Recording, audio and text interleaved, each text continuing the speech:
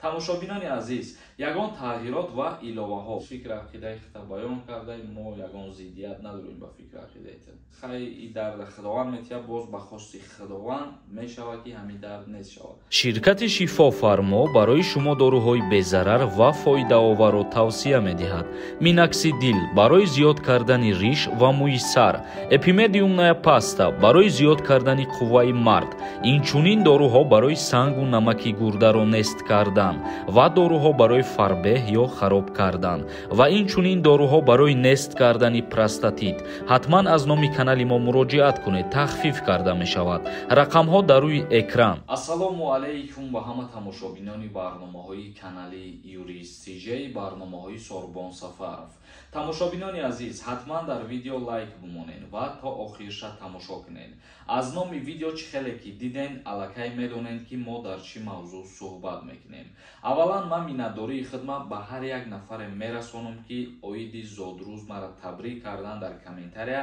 ман комментариҳои ҳаматона хондам. бениҳоят миннатдорам аз ҳаматон. ҳазор раҳмати калон, зинда ва саломат бошед. бисёре аз тамошобинони канали мо савол пешниҳод мекунанд ки оё рост аст ки даъваткунӣ ба хизмати ҳарбӣ имсол аввали моҳи март сар мешавад?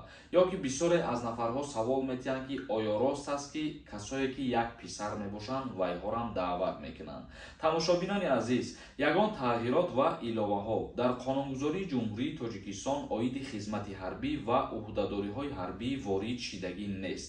агар ягон тағйирот ки ворид шид, аллакай дар ҳама ҷо официально мебирояд ва ман шахсан худам видео мекунам, мегум. ба ҳамин хотир ман гуфтаниям ки ҳар хел суханҳои мардумида бовар накунед. даъваткунӣ ба хизмати ҳарбӣ призифи баҳорӣ 27 март фармонаш мебирояд. аз 1 апрел даъваткуниро шурӯъ мекунанд то 27 мая давом мекунад.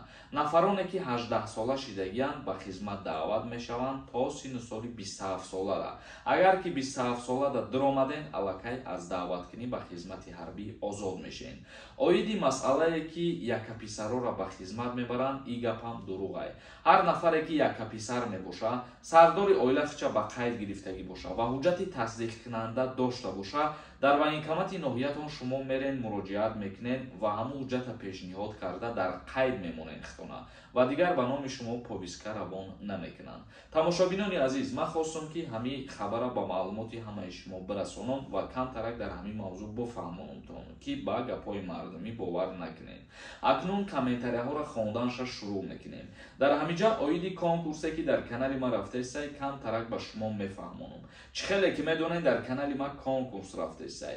ҳамагӣ 42 дона призай. шоҳҷоизаш 1 дона мошини 99 ва 41 донаи дигар конвертҳои пулӣ мебошанд. имрӯз барои шумо як аксияи хурда как мекунам. ба 500 рубл 3 дона билетон метиҳем.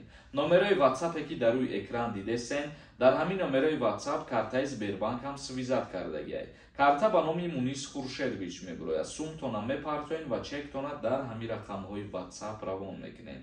ман аз шумо боварӣ дорам ки ҳама каса дастгирӣ мекунед. билет бихарен, бахтона бисанҷед. саид шарипов нависонда: ассалому алайкум ака, дар аэропорт то чанд соат пеш аз регистратсия сумкара спорида мешавад? чанд соат пеш не, бародари азиз. вақте ки регистратсия сар мешавад, шумо мерен ана ҳамун мақсад ҷои регистратсия, дар вақте ки паспорт пешниҳод мекунену билети талонада шумо метиҳанд, дар ҳамонҷо баъд багажотона кило мекашану дигар чизҳо боротона равон мекунед. яъне ки сумкаотона дар айни сар шидани регистратсия шумо метавонед ки равон кунед ба багаж. 2 соат ё 3 соат пас ки палёт бошад, рафта дар ҳамон боло интизори палёт мешин. васток тиҷаи нависонда: салом Сорбон бародар, ФМС рафтам патентгирӣ, меган патенти ти аннулировать шидагиай. нома ҳамаи чекҳои патентам ҳаст. чӣ хел кунам? 1 сола видварения кардиянд, 10 рӯз муҳлат додиянд. дар ҳолате ки ту доказат карда битонӣ ки ягон нарушения кардагӣ нестӣ, ҳамун суде ки қарор бировардагиай оиди видварениаи ту, метавонӣ ки дар ҳамунҷа аз сари нав ариза бинависонӣ.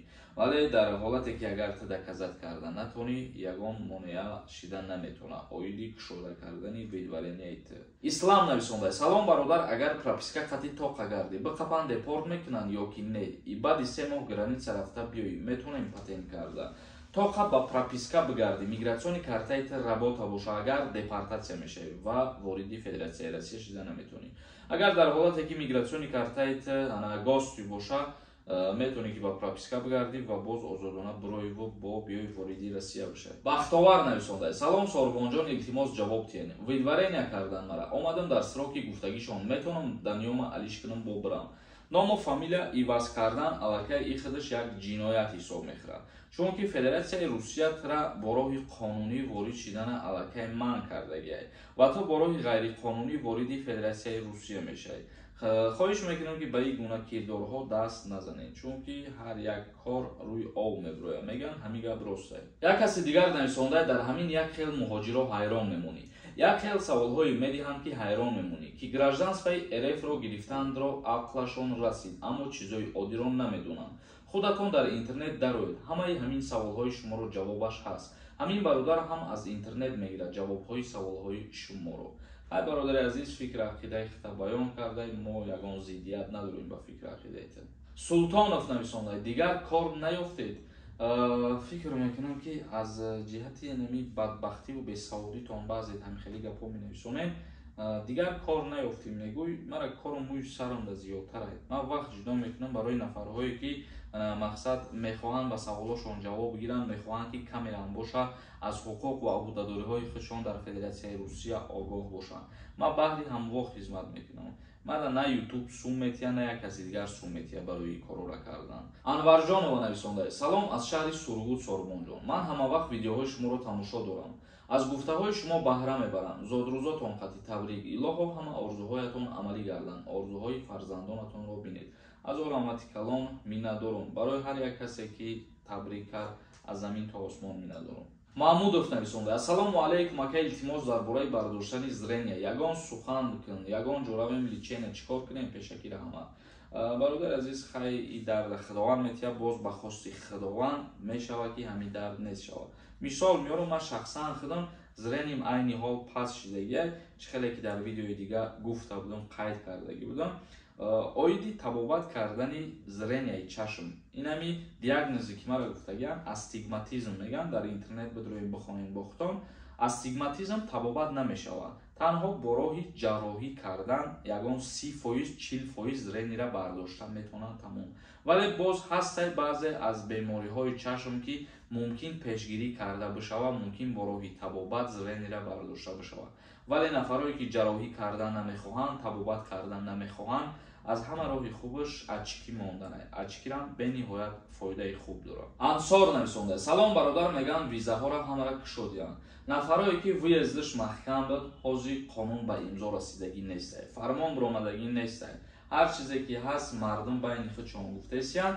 танҳо лоиҳа пешниҳод шидагӣ буд ки нафароне дар биноҳои сохтмонӣ кор мекарданд, виездашона кушода кунанд ва ҳамин қарор ҳозир ба имзо расидагӣ нест, қабул шидагӣ нест. агар ки информатсияи нав шид, худо хоҳад мо ба маълумоти шумо мерасонем. тамошобинони азиз, ба ҳамин видеои имрӯзара ҷамъбаст мекунем то барномаҳои оянда. худованд ҳамаи мо шуморо нигаҳбон бошад.